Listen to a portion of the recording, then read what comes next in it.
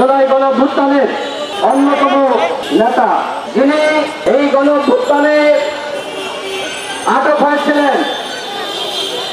10 দিন রিমান্ডের পরে যখন কোর্টে উঠানো হয়, তিনি বলেছিলেন এই সরকারের 90% পতন হয়ে গেছে, 10% ধাক্কা দাও। হাসিনা সরকারের উদ্দেশ্যে যে নূর এই ধরনের ঘোষণা দিলেন। আমাদের অসংখ্য নেতাকর্মী গ্রেপ্তার হয়েছে, রক্তাক্ত হয়েছে, শহীদ হয়েছে। আমরা এই সরকারকে ক্ষমতায় বসিয়েছি। আমরা বারবার বলছি এই গণঅভ্যুত্থানের সরকার আমাদের সকলের সরকার। আমরা যারা গণঅভ্যুত্থান সংগঠিত করেছে, সেই গণঅভ্যুত্থানের সরকারের আমলে যদি নূরকে আক্রান্ত হয়ে রক্তাক্ত হয়ে ঢাকা মেডিকেলের আইসিইউতে কাটাতে হয়, যদি আমাদের নেতা কর্মীদেরকে হাসপাতালের বিচারে কাটাতে হয়, সেই সরকারকে কোনোভাবেই কি গণঅভ্যুত্থানের সরকার বলা যায়? বন্ধুগণ, এই সরকার পদে পদে ভুল করছে। আজকে গণঅভ্যুত্থানের নায়কদেরকে রক্ষা করতে পারছে না। আজকে হয়তো নূরকে আক্রান্ত করা হয়েছে, আগামীকাল কিন্তু আপনার পালা। সুতরাং যদি মনে করেন পিঠ বাঁচাতে চুপ থাকবো, কারোর পিঠ কিন্তু রক্ষা হবে না।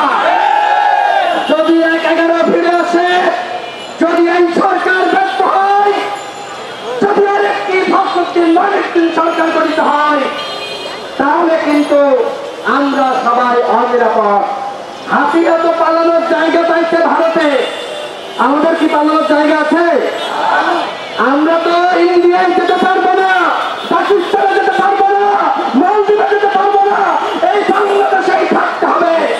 সুতরাং আমাদের নিরাপত্তা যদি এই সরকার নিশ্চিত করতে না পারে, তাহলে সরকারকে বলবো বিদায় নেন, বিদায় নেন। বলেন আপনারা ব্যর্থ, স্বীকার করেন আপনারা পারছেন না। প্রয়োজনে এই গণঅভ্যুত্থানের আমরা যারা রয়েছে, আমরা আরেকটি সরকার গঠন করব। সাংবাদিক সাথী বন্ধুগণ, আমরা আমাদের দলের পক্ষ থেকে বলেছিলাম বিপ্লবের পরে, অভ্যুত্থানের পরে যারা গণঅভ্যুত্থানে অংশ নিয়েছে সবার অংশীদারিত্বের জাতীয় সরকার, কিন্তু আমাদের কথা শোনা হয়নি। দেখেন, মনে করা হয়েছে আমরা রাজনীতিতে নতুন, বয়স কম, কিন্তু এই গণঅভ্যুত্থানে কারা ভূমিকা রেখেছে? এদেশের তরুণ যুবরা এই গণঅভ্যুত্থানের রাজপথে নেমে না আসলে গণঅভ্যুত্থান বাংলাদেশে হতো না। সুতরাং তরুণ বলে আর যুব বলে ইগনোর করবেন না। যুগে যুগে প্রমাণিত হয়েছে, ইতিহাস তৈরি করেছে তরুণরা। আমি কথা বাড়াতে চাই না, স্বরাষ্ট্রপ্রদেশ থেকে বলতে চাই, নূরের উপর হামলা হয়েছে, এখনো পর্যন্ত দুঃখ প্রকাশ দেখি নাই, কোন সহমর্মিতা প্রকাশ করেন নাই। তার মানে আপনার নির্দেশনে এই ধরনের হামলা হয়েছে।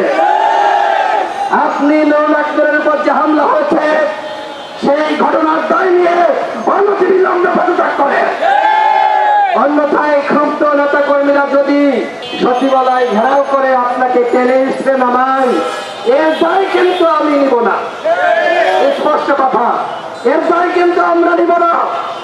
আপনার দায়িত্ব ছিল যারা এই ঘটনার সাথে জড়িত, যারা নির্দেশ দিয়েছে, চিহ্নিত করে তাদের বিচার করা, তাদেরকে গ্রেফতার করা। এখনো পর্যন্ত সেনাবাহিনী এবং পুলিশের যারা এই ঘটনার সাথে জড়িত, এতদিন পার হয়ে গেল, একজন কেউ কেন গ্রেফতার করতে পারলেন না? আমরা বারবার বলছি, সেনাবাহিনীর সাথে আমাদের বিরোধ নাই, পুলিশের সাথে বিরোধ নয়। আমরা পুরো সেনাবাহিনী এবং পুরো পুলিশ বাহিনীকে দোষারোপ করছি না, কিন্তু যারা নূরের উপর হামলা করলো, আমরা কি তাদের গ্রেফতার দাবি করতে পারি না? আমরা কি বলতে পারি না এই ঘটনার দায় নিয়ে এই খোদাবাদ চৌধুরী, যিনি প্রতিমন্ত্রী পদমর্যাদার, স্বরাষ্ট্র মন্ত্রণালয়ে যিনি আসীন হয়েছেন, আমরা কি তার পদত্যাগ দাবি করতে পারি না? আমরা কি আইনজীবী পদত্যাগ দাবি করতে পারি না? আমি যতটুকু তথ্য পেয়েছি, আইনজীবী খোদাবাদ চৌধুরী এবং স্বরাষ্ট্র উপদেষ্টা তারা জানতেন যে নূরের উপরে হামলা হচ্ছে, তারা জানতেন। তারপরেও তারা এই ঘটনা থামাতে যাননি। তার মানে তাদের কাছে যখন জিজ্ঞেস করা হয়েছে তারা বলেছে ওকে সাইজ করে দাও। অর্থাৎ তাদের নির্দেশনায় হামলা হয়েছে। সুতরাং আইজিপিকে পদত্যাগ করতে হবে।